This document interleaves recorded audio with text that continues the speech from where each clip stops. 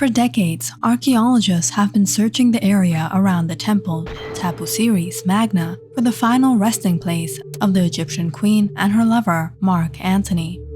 But this was no easy task, as the queen had outsmarted everyone and made sure her and her lover's remains be hidden from the Romans and their descendants forever. During her lifetime and for centuries to come, Cleopatra's dramatic life and death were so intense it verges on fiction and has influenced numerous creatives in movies, shows, and more.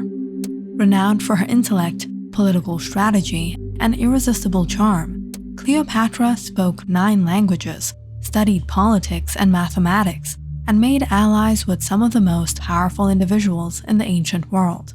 Most importantly, she was the last and most famous queen of ancient Egypt, seen by her people as the human embodiment of Isis, the goddess of healing and magic captured by Rome. But of all the mysteries and legends that continue to surround Cleopatra, the greatest is the location of her tomb. Countless historians and archaeologists have searched in vain to find her resting place, yet no one has discovered her remains. Cleopatra's death appears to have played out as dramatically as the life she lived. But solid historical evidence relating to Cleopatra's death, as with much of her biography, is thin. Those who compiled the most comprehensive accounts of her life, notably the Roman writer Plutarch, lived generations after her death. Poets, playwrights, and filmmakers later drew on these sources to build Cleopatra into an almost mythical figure, defined largely by her powers of seduction and her relationships with 2 Roman leaders, Julius Caesar and Mark Antony. So what do we really know? After Roman forces crushed the Egyptian army in the Battle of Actium, Antony and Cleopatra retreated to Alexandria, where they watched as their former allies and supporters defected to Octavian's side. Cleopatra had a 2-story mausoleum quickly constructed on her palace grounds, next to a temple dedicated to her alter ego, the goddess Isis. By the end of July in 30 BCE, Octavian's forces had reached Alexandria, and Cleopatra retreated to her mausoleum. Hearing a report that she had died, Antony stabbed himself with his own sword. His men carried him to Cleopatra, and he died in her arms. According to Plutarch, a member of Octavian's staff secretly warned Cleopatra on August 9th that the general was planning to leave for Rome in a few days and take Cleopatra and her children with him.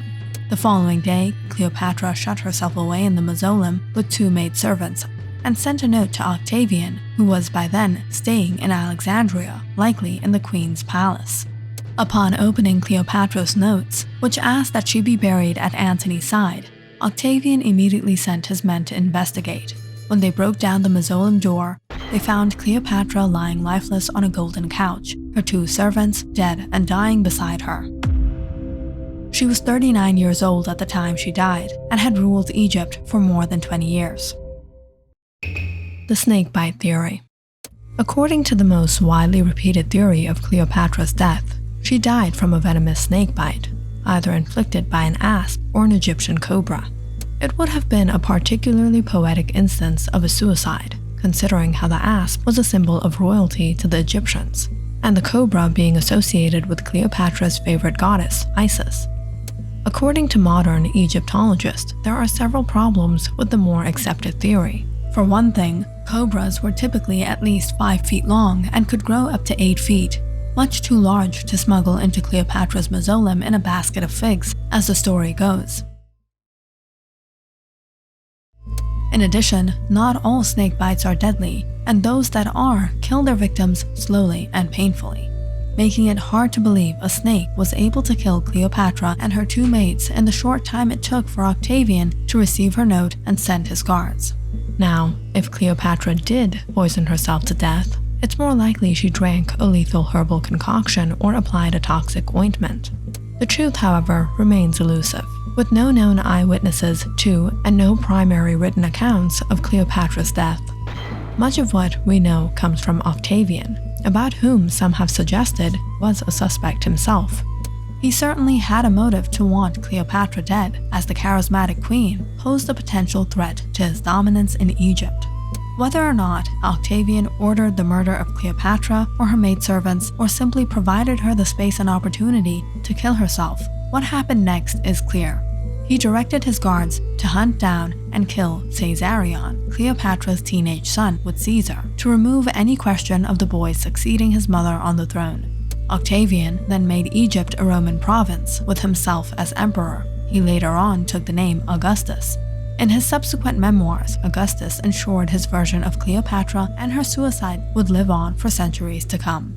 As for what really happened in that mausoleum, Plutarch may have said it best: the truth of the matter, no one knows. So what happened to Cleopatra after she died? Despite her tremendous importance at the time, no one knows precisely where Cleopatra was buried. History tells us that Mark Antony and Cleopatra were buried together, meaning that the finder of her tomb will also discover Antony, an exciting proposition indeed. It is believed that Emperor Augustus agreed for Cleopatra to be buried alongside her lover, which tells us something about how she was perceived, even by her enemies. It is also safe to assume that in accordance with her status as a pharaoh, Cleopatra and her lover were mummified. Most archaeologists assume that Cleopatra's grave is in ancient Alexandria, but this would mean that it's submerged underwater. A large portion of ancient Alexandria now lies beneath the Mediterranean Sea. Underwater archaeologist Frank Goddio explored the waters around Alexandria extensively in the early 2000s. The goal was not to find Cleopatra's tomb, and for that matter, no signs of Cleopatra were found. But most mainstream archaeologists still believe that the Queen of the Nile lies somewhere inside a watery Alexandrian grave. Robert Gervil, Emeritus Professor of Classicals at the University of California, said, "Even if untouched by human hands, earthquakes and seawater would have buried or submerged it. Her palace is certainly underwater, maybe her mausoleum too." So, where is her tomb? Fortunately, some archaeologists still retain hope in their relentless search for Cleopatra's tomb. Since 2009, a criminal lawyer-turned-archaeologist, Kathleen Martinez, had channeled all her passion into finding Cleopatra. Taking clues from history that Cleopatra was likely buried at a temple of Isis, Martinez makes a strong case that Cleopatra wasn't buried in Alexandria at all. Instead, she believes Cleopatra is at the temple of Isis at Tapo Series Magna, about a 45-minute drive west of Alexandria. Martinez said Cleopatra negotiated with Octavian to allow her to bury Mark Antony in Egypt. She wanted to be buried with him because she wanted to reenact the legend of Isis and Osiris. After their deaths, the god would allow Cleopatra to live with Antony in another form of existence so that they could have eternal life together. So then, was anything found in Tapo Series Magna? Underneath a temple in the ancient ruined city on the Egyptian coast, archaeologists discovered a vast, spectacular tunnel in 2022, a tunnel that experts called a geometric miracle. Its design is remarkably similar to the tunnel of Epilinos, a 6th century BCE aqueduct on the Greek island of Samos. Parts of the Tapo Series Magna tunnel are submerged in water, though putting aside its resemblance to the Epilinos tunnel, its purpose is currently unknown. Martinez believes that the tunnel could be a promising lead, and the excavations have yielded clues that seem to point to the famous queen and the last of the Ptolemies. Tapo Series Magna was founded around 280 BCE by Ptolemy II. Burial shafts containing Greco-Roman burials have also been found in the temple. It's possible that, if they're to be found there at all, Cleopatra and her husband Mark Antony may have been interred in similar tombs. Whether or not the tombs are found, a thorough excavation of these ruins could tell us more about the mysterious ancient city. The tunnel has already yielded some treasures: pieces of pottery, a rectangular block of limestone, coins dating to the time of Cleopatra, and other mummified remains. Discovering the tomb of Cleopatra and Mark Antony will be the most important discovery of the 21st century. But should we be hoping to find Cleopatra's remains and possibly analyze them? From Tutankhamun to the ordinary ancient Egyptians whose mummies have been excavated over the centuries, there has been a long history of mismanagement and mistreatment. While back in the days, mummies were unwrapped as a form of entertainment at Victorian dinner parties, Concerns are increasingly being raised by those who work in heritage about the appropriate treatment of graves and remains of peoples past. While the discovery of Cleopatra's tomb would be priceless for Egyptologists and other scholars, is it fair to deny the Queen the opportunity for peace and privacy in death that she didn't receive in life?